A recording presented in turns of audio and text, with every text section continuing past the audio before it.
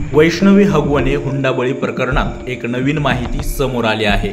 वैष्णवी हगवणे हिला आत्महत्या करण्याच्या दिवसापर्यंत सासरच्या लोकांनी बेदम मारहाण करत छळ केल्याचे स्पष्ट झाले आहे।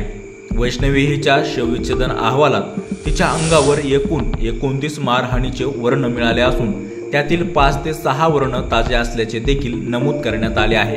तसेच आत्महत्येच्या दिवसापर्यंत वैष्णवी हगवणेच्या कुटुंबियाकडून छळ बावधन पोलिसांनी न्यायालयामध्ये दिली आहे। दरम्यान वैष्णवी हिचा पती शशांक हगवणे, ननंद करिश्मा हगवणे, सासू लता हगवणे यांना पोलीस कोठडीची मुदत संपुष्टात आल्याने सोमवारी प्रथम वर्ग न्यायदंड अधिकारी PV खंदारे यांच्या न्यायालयात हजर करण्यात आले। यावेळी सरकारी वकील नितीन आडागळे यांनी आरोपींना पोलीस कोठडीत मुदत वाढवून देण्याची मागणी केली।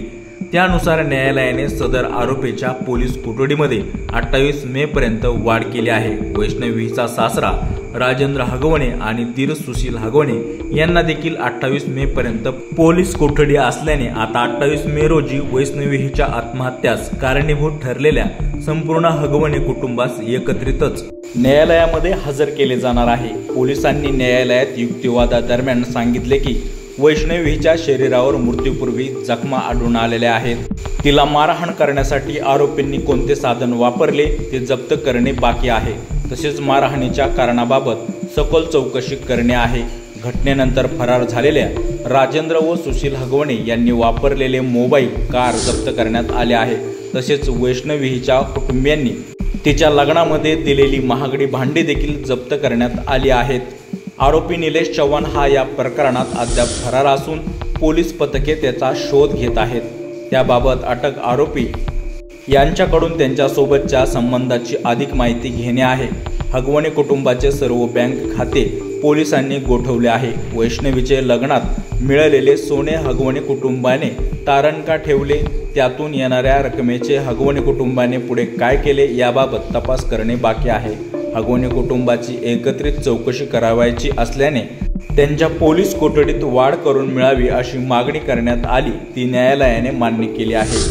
वैष्णवीला आत्महत्या करण्यापूर्वी देखील मोठा छळ केला होता, तिला मारहाण केली होती, तिच्या अंगावरती 29 वर्ण आहेत असं शवविच्छेदनाच्या अहवालामधून समोर आल्यानं पुन्हा एकदा धक्कादायक माहिती या प्रकरणातून समोर आलेली आहे। वैष्णवी हगवणे आत्महत्या प्रकरणात पुणे पोलिसांनी मोठी कारवाई करत आणखी 5 जणांना अटक केली आहे। या 5 जणांनी या प्रकरणातील मुख्य आरोपी राजेंद्र हगवणे व त्याचा मुलगा सुशील हगवणे यांना फरार होण्यासाठी मदत केली होती। अटक करण्यात आलेल्यांमध्ये कर्नाटकातील माजी मंत्री वीरकुमार पाटील यांचा मुलगा प्रीतम पाटील याचाही समावेश आहे। अटक केलेल्या 5ही आरोपींना उद्या 27 मे रोजी न्यायालयात हजर करण्यात येणार आहे।